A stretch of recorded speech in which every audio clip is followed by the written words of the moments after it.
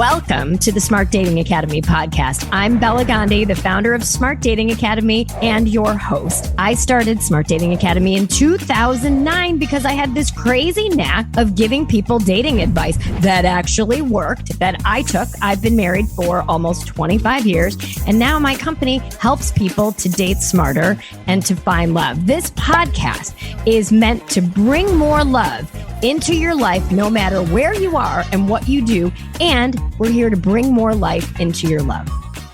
Smart daters, welcome back. I am really excited about today's guest, who was introduced to me by my friend Melissa. And Melissa said, Bela, I have a friend who I think you're going to love her. She's a little different than what you've had on, but your energies match. And Melissa couldn't have been more right.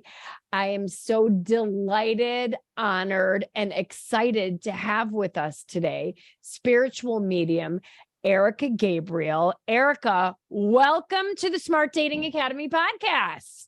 I'm just so excited to be with you today. Thank you for having me. Oh my gosh. Well, let's jump right into this because a lot of this is new to me. And ladies and gentlemen, get your seatbelts on because I'm sure today is going to be a ride because this woman is awesome and filled with wisdom that we can both see and we don't see. So, and if you could see her right now, she put her arms out like, yes, preach. So how did you become a spiritual medium? Tell us about you and your story. Yeah. So when I was around 7, I started realizing, seeing, sensing, feeling that I could kind of connect with things that other people couldn't see. So I could feel energy, I could sense things, I could immediately sense things about people that I would meet. So this was from a very young age. And when I moved into a new house with my mom and stepdad, I started seeing a little boy around the house and told them about it, which is like, what do you make of that when your 7-year-old tells you that? It can be confusing. And, my parents later found out that a little boy had died on that property. Oh my God. Goosebumps. Yes. And so I had kind of been seeing him, connecting with him, feeling him. And, being a medium and connecting with spirit and connecting with the quote unseen was always a part of who I was. But I didn't know really what that meant or what to call it or how to navigate that. And, I think about my 20s as like a wild goose chase, as many of our 20s are, right? To find out exactly, right? Like to find out who I was. And through that searching, right, which we could talk 20s for hours, but through that searching, I really came to understand that I was really here on a calling from God and to help people. I didn't know what that was or looked like. And then eventually it unfolded that I was a spiritual medium. And I actually went to a medium and she was like, oh, you're a spiritual medium, right? And it was like, no, but yes, but no. And also, thank you, because you just put all the puzzle pieces nice and tightly into my life and helped me understand what the heck was wrong with me, right? Which I always thought, gosh, I'm so haunted. I have so many spooky things. Why can I hear things about other people? It was so unclear. And when she kind of like pulled the bow on that gift, the gift was already there, but she kind of put a bow on it and tightened the bow. Everything just kind of flew open from there and everything was like a bonfire. And I just started, within 2 weeks, I had people knocking on my door for readings, literally. Oh my God. Well, for those of us who haven't lived in this world, describe to me the difference between a psychic and a medium. Best question, right? Because even when I'm about to read for someone, sometimes they're like, wait, what do you do? What is this? So I'll start with a psychic. A psychic is someone who really taps into someone's aura and their energy and can sense and feel things about their past, present, and future, right? And they're really predicting future events. A medium, which is what I do, I'm actually a spiritual medium, which means I'm a deeply, deeply spiritual and committed person to God. And I mediate information from the other side, right? So meaning when I go to read for someone, I'm not reading their energy, but I'm actually opening a door in a protected and safe way to the other side for them, right? So let me explain. Like you, Bella, you are already connected to the spirit world without me. So if you were to call me for a reading, I am not carrying your loved ones in spirit, your answers, your messages with me. You are carrying your messages with you. Your beautiful family who's crossed over in spirit is with you. Your angels are with you. Your spirit guides are with you. So when I read for you, I have a gift and an ability to kind of open the door to the spirit world. And when I do that, I tune into you and your connection to spirit. And I hold space for your loved ones. I hold space for your angels. I hold space for your spirit guides to show me and tell me things, to serve you and assist you in your life. And I mediate that information and then I deliver it to you. So when I open to read for spirit, sometimes psychic-like predictions do come through. I can't control that. Sometimes loved ones who've crossed over do come through.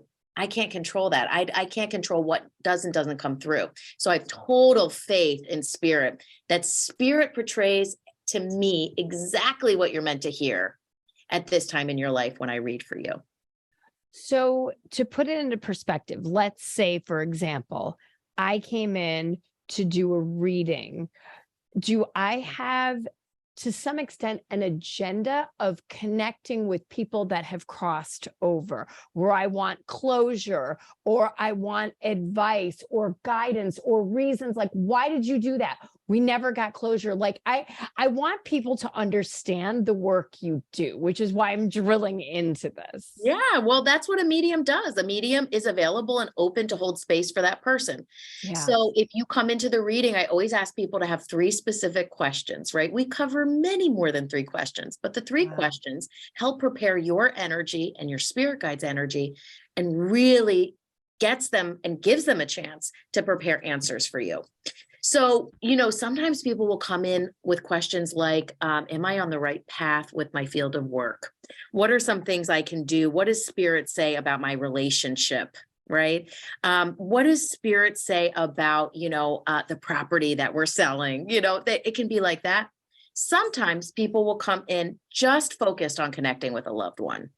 Right. So there's all kinds, and that's what's different about a medium and a psychic, right? You can come in to connect with spirit, which you're already connected to, but have me listen in for you and deliver you those messages. It's kind of like, sometimes like when you can go into a friend's closet and you're like, oh, I can organize this. Girl, you don't need this anymore. These shoes are done. You can organize it. And then you go to your closet and you're like, I don't even know what to do here.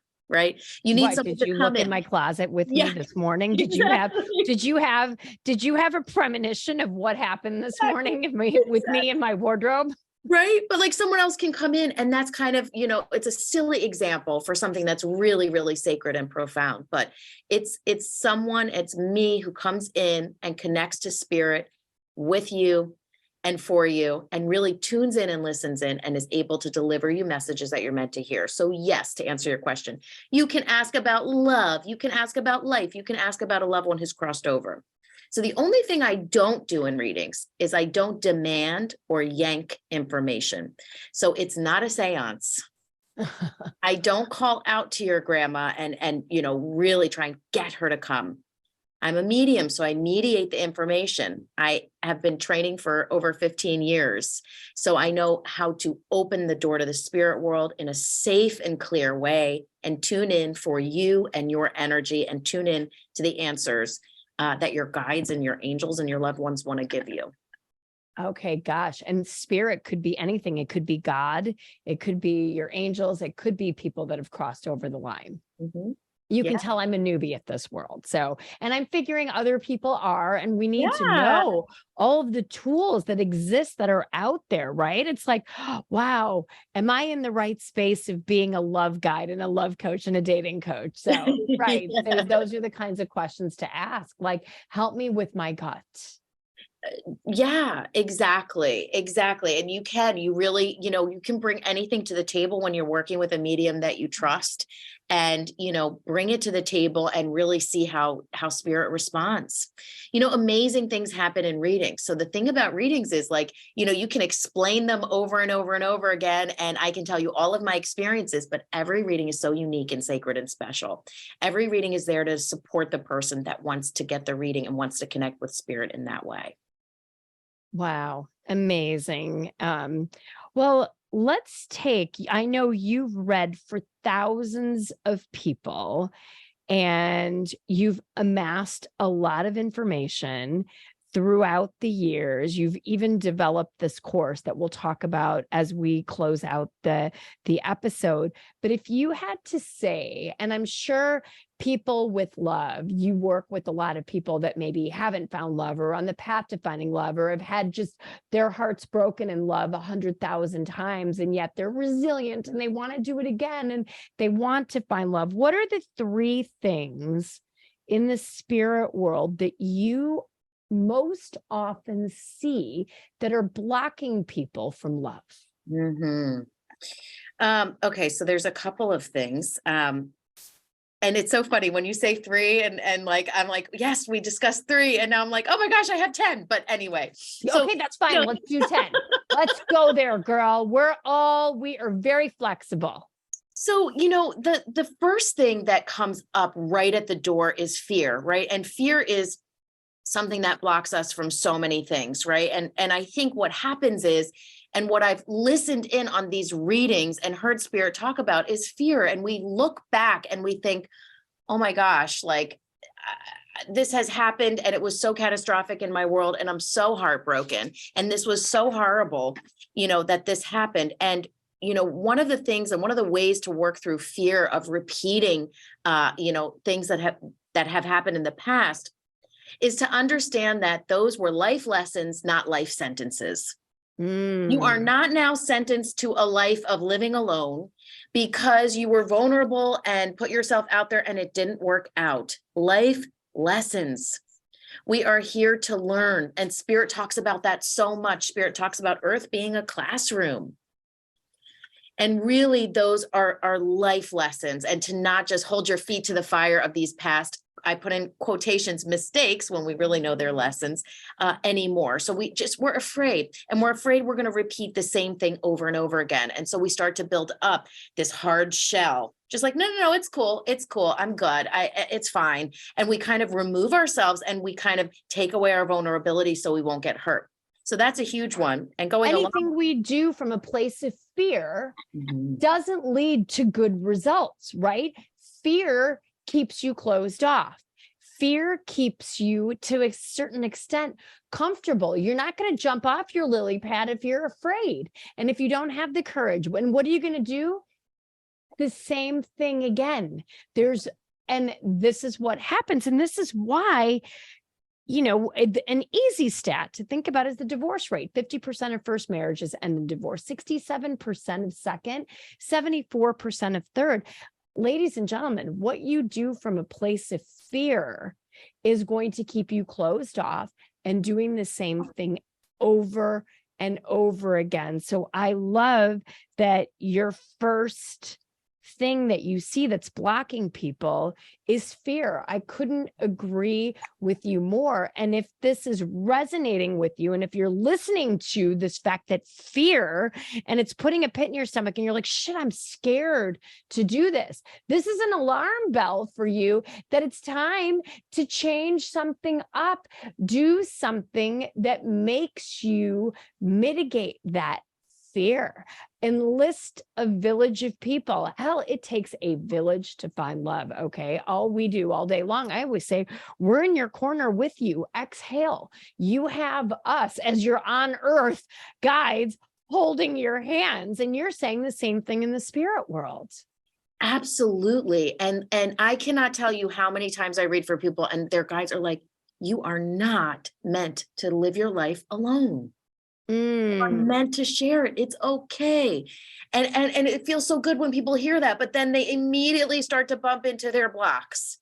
And it's like, I can't get there. That sounds good. That feels good. But I have more blocks. And one of the other blocks that we bump into is what I call false agreements, which is also kind of tied up with a trauma response. So let me explain, and you will love this example. I'm already obsessed. Let's go. Let's go. So I read for someone, and I opened to read for her, and it was like her energy. It was like, okay, so you just got a divorce. And she was like, no. And I'm like, okay, so what? No, you just got a divorce. And she was like, no. And, it's funny for me as a medium because I 100% trust spirit, 100%. Right. So I'm like, am I like, what's happening here? I'm like, you didn't just get a divorce. And she said, well, I got a divorce 10 years ago. And I was like, oh, because her divorce was literally the very first thing in her energy space. Wow. And she had not let it go. In fact, all of the things that she believed about herself from that divorce were completely conducting her life. So meaning her husband, her ex-husband, told her she wasn't funny or not lovable, and, all these negative agreements. And so he would tell her them. She would say, okay. She would agree to it. She would sign an invisible contract. She would seal it, lick the stamp, and deliver it to the universe, right? And that's what she thought of herself now. I'm not blaming her ex, by the way, right? We all, relationships are complicated, but just reading for her, that is really where she was. She had all of these beliefs and false agreements about herself that she made with her ex, and they were still there. So the divorce was still there. And what's amazing about that is when you let false agreements with someone run your life, they become your guru and your master. So her ex-husband was running her life, was her master. Because everything he said, she agreed, she kind of made this agreement, and she was conducting her whole life by. So her ex was her guru still 10 years later. And guess what? They didn't even speak anymore. She didn't like him, and he was completely dominating her life, right? So the idea for her was this block of these false beliefs about herself and this control that she was still completely under. And what's amazing is she didn't even have to call him to set him free. She wasn't going to get anything from him. No. She had to set herself free and really start to build up. Who am I? What do I believe? And build her own life force. And in that strength, then kind of raise her vibration and go, oh, wait a minute, and attract someone else that was in similar vibration so that she could move on in her life. So these false agreements, really being traumatized as well, right? We get like, oh my God, this was so bad. I'm so scared. I'm traumatized. It's like a trauma response where we kind of keep everything at bay because we're waiting for that rug to get pulled out from under us, right? Same thing. We're still living in the past and we don't even realize it. Wow. So her energy, her divorce was so predominant in her field when you were reading her. And so it's because she was tacitly agreeing with these false agreements. You're ugly. You're too old. You'll never find someone. Yes. You're too damaged. And she was like, yep. Yes. And so it's identifying, like, dear listener, do you have false agreements? And maybe it was your ex, maybe it was your mom, maybe it was your dad to little you, maybe it was a teacher, maybe it was a coach that said something, and that little seed planted a giant ass oak tree in your head and grew, and the branches grew, and you think you are that. But here's what's sinister, right? Those people probably never meant that one thing was captured in your head, right? And that's how humans are. We have a negativity bias, and we're going to seize the one thing, and we're going to plant that seed, and it's going to grow into a giant oak tree. So I love what you're saying. And is there a way that we can understand what our false agreements are? Absolutely. And I love what you're saying. And also to add on that, it's like society can also put us in false agreements as well. When you said, I'm too old or I'm too this, it's like society can put us in those agreements as well when it comes to love, Yes. It can be coming from anywhere, right? And I love that you also said, people aren't sinister. It doesn't have to be so extreme as the divorce that this woman had experienced. Sometimes we don't even realize it. It's for you to empower yourself to break these agreements, right? So you want to identify, your agreements, and there's many ways you can do that. I mean, I think what we're also talking about is really going in and examining your thoughts and your feelings. And part of that, bleeds into this idea of connecting with oneself and one's own inner voice. The best way to really just start to work with agreements is to do a free form consciousness of journaling, right? I love Where that. you can just and make it simple. It's, I think sometimes tools that we hear all around is very complicated. It's like, throw some salt in a circle with some this and some lavender sprigs, and then dance and do a jump in an ice bath. And I'm like, oh my God, it's too much. Just write, get a pen and a piece of paper. Keep it simple. At the top, what are some negative ideas or thoughts I have about myself? Just start with that. Just write that. And then just let it go. What am I looking at here? And then, set a timer for 4 minutes. 4 minutes on your phone. And you'll know them. It's not even going to take you that long. Oh, I know mine. Mine are signed, sealed, delivered. I got them in my back pocket. I'm working through them, Do you see my backpack? I carry them around with me. Yeah. Like heavy stones in my backpack. I have them in my back pocket. That's why I have such a big booty right now. You know what I mean? I have them all in my pockets. Oh my gosh, we all carry these false agreements around. And I joke, it's like, right, we've got Erika's booty.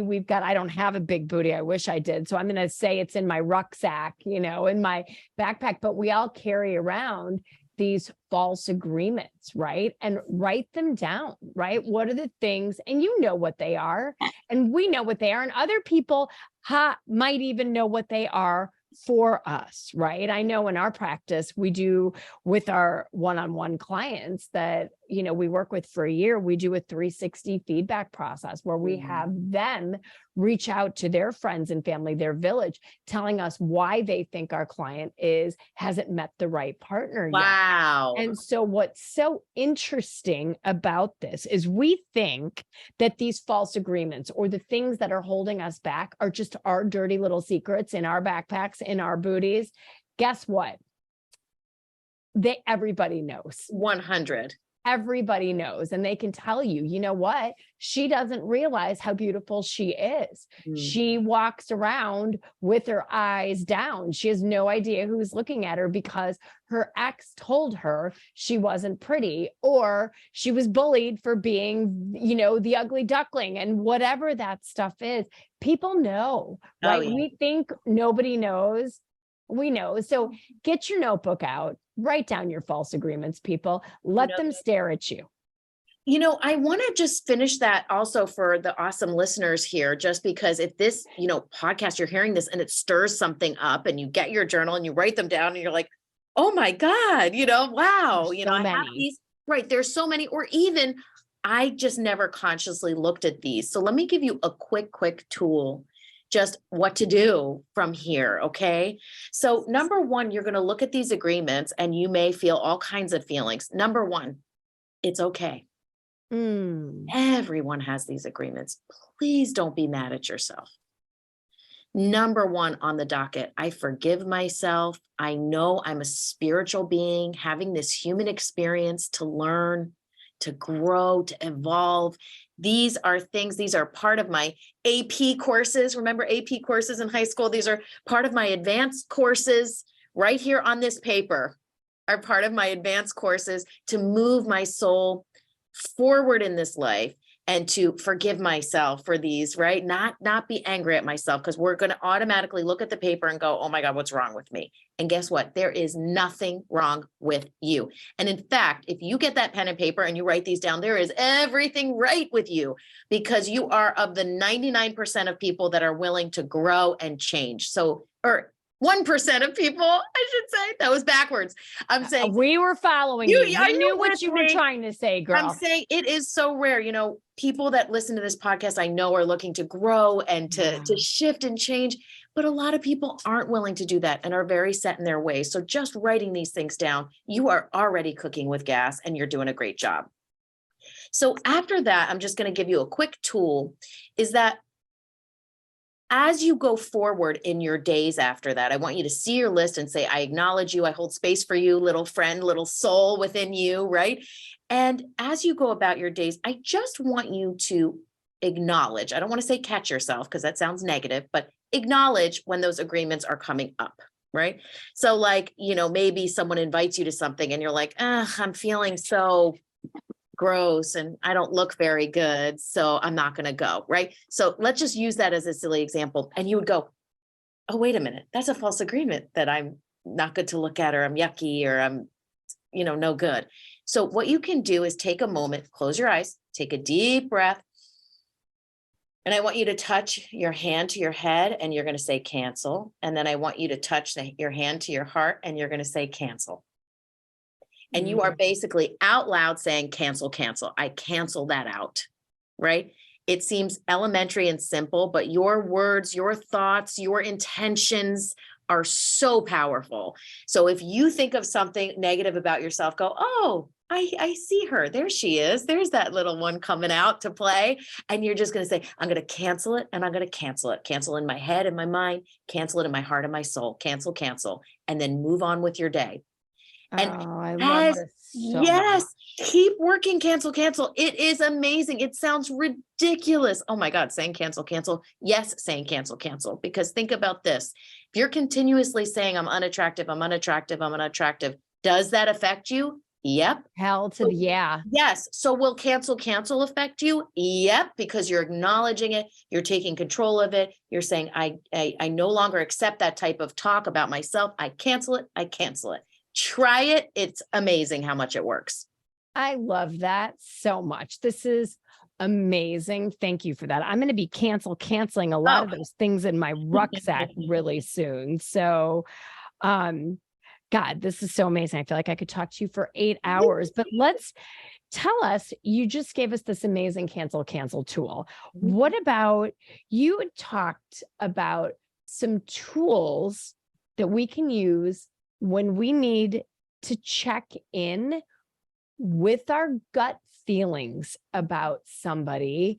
And let's maybe open this up into the dating world, right? So it could be the dating world. Maybe it's a new friend. Maybe it's just a new human. What do we do when we think? So when you're saying check in with your gut feelings like, oh my God, I think this person's awesome. Or, oh my God, this person's giving me the heebie-jeebies. So I love that question, and a huge thing, and I'm sure this is going to resonate with a lot of people right now, is they go, I have a feeling and a thought about something. Is that my anxiety or is that my intuition? Is that my false agreement saying I'm never going to meet anyone, or is that my intuition? We have conflict within ourselves. It happens to me. It happens to us all.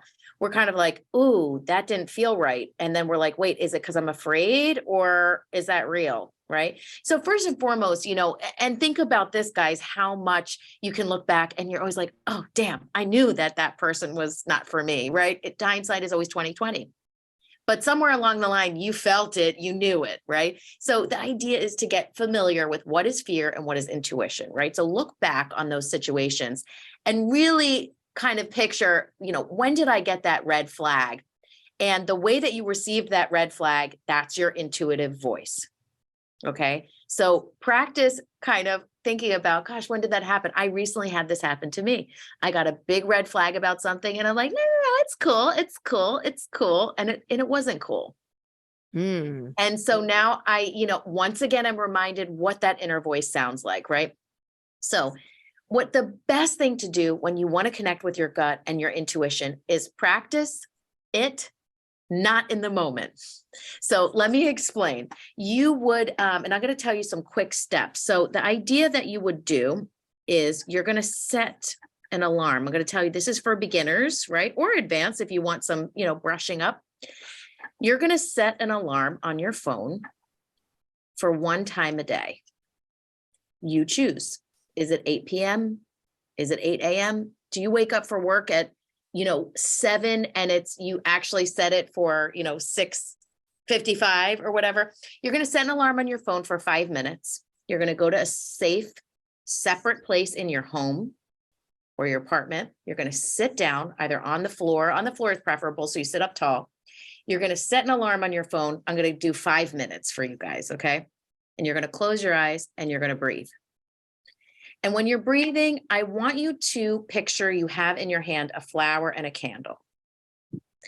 And I want you to smell the flower in through the nose, and then I want you to blow out the candle out through the mouth. And the reason why I give you the flower in your candle is because a lot of people are going, meditation, she's telling us to meditate, get out of here, lady. So use a visual like a flower and a candle and work with cooling down your mind and knowing what that feels like. Because when you're confronted in a moment with something and you're like, is that my gut? Is that my anxiety? What is that? Is that my intuition? You begin to create a space within you that you're more familiar with. If you're familiar with closing your eyes, taking a deep breath and touching in, when there's something that's happening and you can go, let me take a deep breath, going in. Okay, yeah, this does feel weird. If your let me touch in is juicy because you've been working the let me touch in muscle, 5 minutes a day, you're already cooking with gas. So what happens is we go within and it's kind of confusing in there. So you want to start to create this really good and really active connection with what does it feel like when I just take a breath and go inside? It's kind of like when you go and visit a place and people are like, tell me all about this place. And you're like, I haven't been there in a long time. They're asking you questions about it. You're like, I don't really know. I haven't been there in a while. So, getting confronted with a question, it's like, what does your gut tell you? It's like, I don't know. I haven't really checked in there for a while. So take a few minutes a day, breathe, and just think about a flower and a candle, and you will start to get juicy with this inner place. The other idea you can do is start to create a place within you that's a safe place. I call it my safe house. Create a happy place vision for yourself that you can go to. I did this work with someone last week.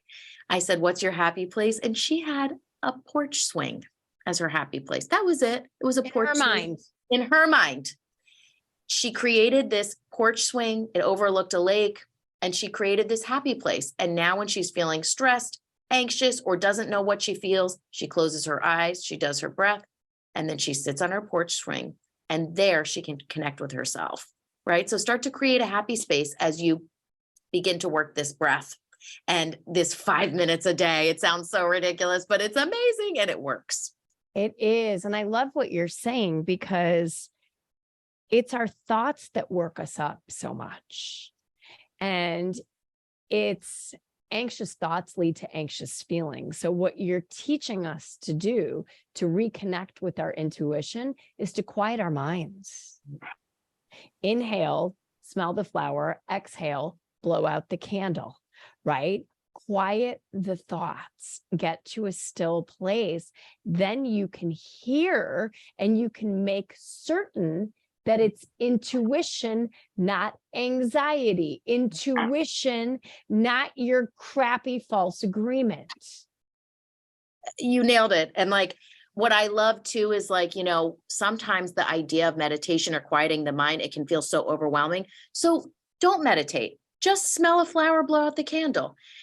Don't meditate. Create a happy place in your mind that you can go hang out at for a minute. It doesn't have to be for 3 hours a day, just a minute. You're in a stressful situation. Let's just use work. Say you're at work in a stressful situation. Step away for a sec, take a deep breath and visualize your happy place. Go there and you will calm your whole system down in order for you to see the truth. And I love doing that with dating because you begin to become strength and stronger and more clear from within. And then you can really see and kind of illuminate the person that's really right for you. It's so amazing that you're saying that. I couldn't agree more. I know, a couple of weeks ago, I did a podcast episode about, the anxiety that I was feeling in my own life. And the 4-sentence meditation that really changed everything for me in 5 days. And it's the kindness compassion meditation, where you Ooh. picture the person who's giving you anxiety or fear, or that you're in conflict with. And again, it's just being quiet with yourself. And hell, when you start to get into it, you can do it while you're walking down the street, when that pit gets into your stomach. And this is maybe a person that you have a false agreement with, and you wish them 4 things to calm yourself. Ultimately, may you be happy, may you be healthy, may you live with ease, and what is it? May you be safe. Oh, And that's nice. the person, and this is for people that are giving you anxiety. And what I also said is you can do that for yourself. May I be happy, may I be healthy, may I be safe, may I live with ease. What would help me to do that?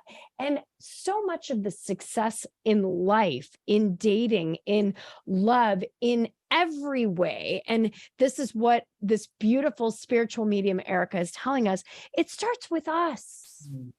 It starts inside of us. And isn't that incredibly empowering, you guys?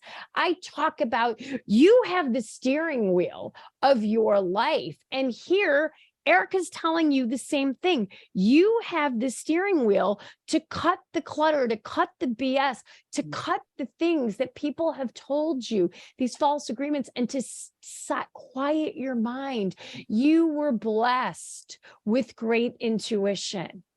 Get rid of the monkey chatter and the monkeys that hop around in your brain. Lindsay and I call them monkey minds, right? The monkeys go, ooh, ooh, ah, ah, ooh, ah, ah, and they jump around. Quiet that. Breathe in, smell your flower. I love this visual, Erika. Is it good? Blow your candle out. Do the kindness, compassionate meditation. Do whatever it is, but bring yourself back to center.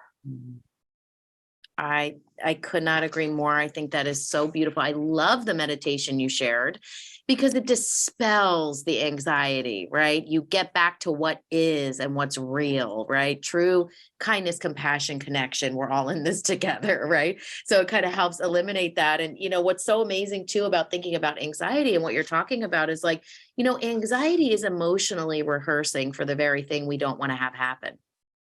Yeah. Have you ever done that? You're just like, oh my God, I'm going into this meeting. It's going to be terrible. They're all mad at me. This is going to be a shit show. I don't know if I can curse on here. Yes, you I'm can. sorry. Absolutely. She said shit show for those of you who didn't hear it. I should have asked you, you know, I curse like crazy. I should have asked you beforehand. So I've kept it under wraps, you know, but, you know, the anxiety, we're just playing out a terrible situation, a worrisome situation that hasn't even happened yet. So the idea of getting yourself in the moment right now is what will help alleviate some of the anxiety. And you may even be doing that going on a date. Are they going to like me? This isn't going to go well. All the past ones have been terrible. We play out the very thing we don't want to have happen. And so when you're doing that, get in the moment, get right here, right now into what is and what's real. I love that. I love that so much. And tell us, we all talk a lot about manifesting, and you're a spiritual medium, right? And this is like, oh, let's manifest. And we talk to all of our clients. We say, who's your dream guy or who's your dream woman? So tell us about, you have a best tip for manifesting someone. Yeah. What is that? So wait, really quick. When you say who's your best man, who's your best woman, do they always say like a celebrity type person? So we start out, one of the transformative exercises that we do with our clients to help them really get to, we call them elevator people, like who, because they elevate you. Yes. Who's a partner that you need versus what you want. And so we ask them in free form, describe your dream person in all of his or her glory. And I have heard things like, well, I would like, the Marlboro Man meets George Clooney. I love like, it. and like super visuals. So to Bollywood film stars, to you name it. Well, that's what I was going to ask you. Like, who's hot right now? Like, are people saying Brad Pitt or is Channing Tatum the one? Like, who's hot right now? Anyway, I'm just oh my gosh, out of curiosity, but right. Who'd make your list? Who's the number one person? If I'm like, who's your celebrity crush? Me? Yes. Oh my gosh. Oh, I have a couple, but it's ever changing. Fine. But also here's what's funny about celebrity crush with me is that I'll be like, oh my gosh, that guy is so hot. And then I'm like, he's like 25 years old. This is like creepy. Like, you know what I mean? So all these celebrities are so young. So give me a minute. I'll have to marinate on the age appropriate ones. No, you don't, because this is what I tell my clients. Okay. This is your dream person. Like I can say Theo James from White Lotus and Divergence, and he could probably be my son, but can we just discuss? I like the guy, and I'm forgetting his name. This is the one that I think is the cutest guy on the planet right now. He's like in all the Rocky movies, but the new Rocky movies. Oh, Michael B. Jordan. Oh my God. Is there a more beautiful man? Like, I think he's so hot. So, but like he's like probably 20 years younger than me. Like, that's okay. Well, I think he's gorgeous and I love his vibe. So that would be my celebrity crush if I had to choose. Oh my gosh. I love that. Yeah. Yeah. So if you know him, no, I'm just kidding. If you know him, help me manifest my way to him. But right, exactly. But the problem is I am extremely happily married. So, so now let's pretend. Yes. You weren't. What is your best way? And you can be married. I'm kidding. But for our listeners, who are single, like what is their best tip for manifesting someone? And for your listeners who are happily coupled, you can manifest different things in your life. So listen into this one. So let me explain in terms of manifesting. There's, we all know a lot of the steps. So I'm not going to go over everything. You can create a board. I think there's two main components that are missing. Number one, you have to put action into your manifestation, right? So you cannot just write yourself $1 million check and, sit on your couch and watch TV. You have to put everything into action. Number one way I recommend doing that is writing on a piece of paper, the alphabet down one end, A, B, C, D, E, F, G, like this, all the way down. You are putting at the top what you're manifesting. And then the A through Z is going to be one thing on each line that you can actively do to show up for your vision. Okay. So I'll give you an example. Like you said, as someone that wasn't even in dating, right? Say they're listening for different reasons. I want to be a nurse, and they're really want to be a nurse, right? But they're just hanging out. It's like, write your A through Z. It would be looking at schools. Number one, A. B, what are my prerequisites? C, what are the schools I like? Write down, what do you need to do to create action, right? Same thing, you're manifesting, I want the great love of my life. You know what I mean? A through Z, number one, and letter A, call Bella, get on her list. Yes. Right? For God's sakes. Number two, find my agreement so I can move on. Number three, start journaling. Number four, do things I love, right? Again, use the alphabet. You can use numbers, but write down what you're going to do about it and show up for that thing every single day. And I hope that makes sense. I love that. So it's not just manifesting and putting it on your board and then, going, watching Netflix 8 hours a day and saying no to all these invitations that come your way because of your false agreements. It is, if I want to become a nurse, if I want to find the lid to my pot, what are 26 things that I can do A to Z on the left side of the paper that are going to move me in action towards getting what I want, right? Be about it. Be about it. Be about it. And you're creating momentum. The universe just can see what you're doing, right? So it's not, the universe is not manipulative and it's not like gray area, right? So you wake up, you're about it, you're doing everything, you're manifesting your vision, you're doing your actions. It's like, whoa, universe is like, yeah, baby, you're in momentum. So that's a huge component that I think people miss. And then I love that. the second component is feeling good about the thing you want, feeling good. So meaning sometimes what happens is we're manifesting a soulmate. And every time we think of the soulmate, we go, oof, but I don't know if this is going to happen. And oh God, I want it so bad, but I don't know. And we actually feel bad about the thing that we want. And we actually start to squeeze this because we're like, I'm in such lack. I'm in lack. I'm in lack. I'm in lack. And I want it so bad, but it doesn't feel good. And we actually shut the very thing we want out. We don't even feel good about the thing we want. Because we go back to fear. We go back to fear and it starts to backfire on us. Backfire. It's like, oh my God, we say we want these things, but we feel terrible about it. Right. So my number one thing to do is create a vision in your mind that you can connect with that feels really freaking good. And every time you think about the thing you're manifesting, you go to that vision and that feeling. So let me give you an example. You close your eyes, say, this is for a man or a woman. I'm a woman, so I'm going to use woman. You close your eyes. You take some deep breaths, right? You do your smell the flower, you blow out your candle, you go to your happy place, and you're manifesting a partner, say it's a man, and you imagine someone walk towards you. You maybe don't even see their face, and you just go in and they put their arms around you and you put your arms around them, and you just give each other this epic, soul healing, soul quenching hug. And it just feels so good. And they smell good, and you're hugging them. They have the build of someone you like, albeit tall, short, whatever you like. And it just feels so good. And you know that's your person. And then you hold that vision and it feels so good. It feels so good to feel good about your vision. And then you go, yes, thank you. And then you say, thank you. And you leave your vision and you leave your happy place and you go on with your day. So now when you think of your soulmate, you go, oh, wait, I'm not going to go into that fear-based. I'm not going to let it backfire. Let me go back to my vision. I'm going to close my eyes. Oh, yes, that good hug. Awesome. And then put that in the universe, then hit your A through Z and keep moving towards it. And that you have to feel good about the thing that you're manifesting, because the universe, again, is very black and white. Do you feel good or do you feel bad? Oh, you feel bad? Okay, let's not go there.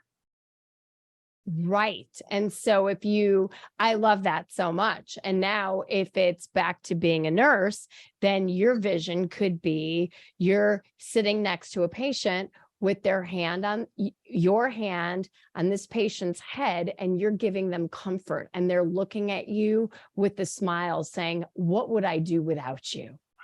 Yeah. And that's it. And just leave it there, because what's going to happen is your mind is going to go, but when am I going to be a nurse? But how is that going to be? But I don't have the money to be a nurse. I don't have the time.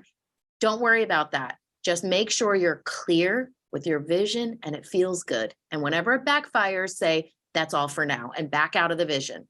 Don't let it backfire on you. It doesn't mean you're not being in reality. It doesn't mean you're not doing your A through Z, but it means the vision feels good to you. It means the vision feels good. And I'm going to add one thing on there. Yeah, please. What I don't want any of you to do is I want you to know that whatever you want in life requires action, like Erika's saying, and it requires time, right? And sometimes, it's like if I want to lose 10 pounds, day one that I eat really well and work out, I'm like, well, why isn't the 10 pounds off the scale, right? And I know you guys will all feel me on this one, right? We want instant gratification. And you might be manifesting this for a day, a week, a month, a year, a decade. It's okay. It is okay. I want you to know that we don't know when the universe is going to deliver the lid to your pot. But if you continue to do the things and be patient and go back and get rid of your false agreements and imagine your good vision and take action and, do the things. Maybe you need a dating coach. Maybe you need a course, whatever it is. That's what you need to do. So really think about, guys, what it is. I mean, this episode couldn't be more freaking inspiring. We are telling you the power exists in you, and all you can control in this lifetime is you, right? You can't control if someone else likes you or doesn't like you. And if they don't, to hell with them. You dodged a cannonball, because remember, at Smart Dating Academy, we want you to be with someone who likes you just a little bit more than you like them. And if they said no to a second date or a fifth date, well, F them. We're done, because they didn't meet our 51-49 rule. So this is going to take a minute or a long time. So please be patient. Just because you imagine this big warm hug, like Erika said, and he doesn't appear tomorrow, it doesn't mean, oh, it didn't work. Come on. We call that in the spirit world divine timing. And we don't know when that's going to be. We don't know. And it's so funny. I love this joke. Do you want to make God laugh? Tell it your plans, right? It's like there is such a thing as divine timing, and you showing up and believing is just a beautiful affirmation of that. And really just staying on your same team, believing in your vision, and keep moving forward with joy. And that's why we talked about feeling good, because it feels so good to feel good. Right? 100%. Well, Erika, tell us for a second, if people want to know more about you, tell us where we can follow you. Yeah, thank you so much. So well, first and foremost, you can always follow me on Instagram, which is Spiritual Medium Erika with a K. And I do all kinds of fun things on there. So I'd love for you to join me. You can go to erikagabriel.com, and no, that is not a stage name. I promise. That is my That's your real name. That is my real name, is Gabriel, ErikaGabriel.com. And you can hit that if you want to request a one-on-one reading. And also that's where you can see the courses that I offer, right? So my course that just launched now is called The Way. And it is spirit showing you the way to getting all the things that you want, including finding your purpose, finding your soulmate, whatever it is that you're walking towards. It is a course about identifying blocks and receiving tools to help you move through them so that you can get to where you want to go, and you can use the tools for the rest of your life. So you can see that on there, and that's how you can hang with me. I love that. Erika, thank you so much for being here and for sharing your gems. I am inspired by you, and I know we're going to have you back again on the show. So thank you. And for those of you who are ready to make some changes, do something. Okay. Do something. We've given you a hell of a lot of tools today. You've got this. So in psychotic optimism and psychotic love, I embrace you in that warm hug, and I'm always here for you. And I wish you the most amazing week, full of action towards finding the lid to your pot.